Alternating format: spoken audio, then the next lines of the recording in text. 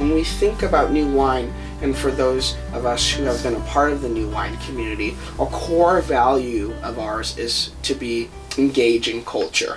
Could you talk a bit about the connection that the message of Christ has to culture and that sense of touch, and riff off of that imagery of Jesus' message and filling his people, the new wineskins, and how that relates and what the imports of that for culture are? Yeah, absolutely. I think one of the biggest challenges and obstacles and problems we have in our society today is indifference, isolation.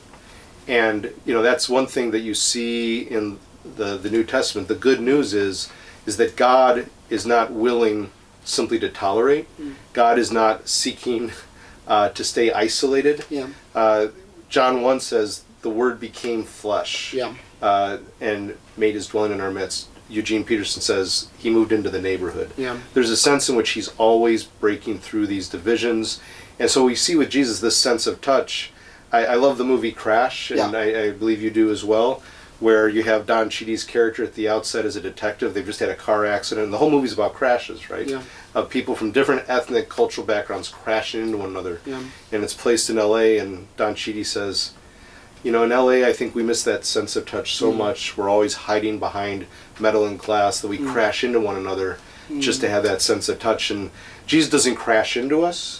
He comes close and touches us holistically in a holy kind of way. And it's moving beyond that indifference. Tolerance is a good thing, but it's not enough, because tolerance can be indifference. In a place like Portland, tolerance is a good thing.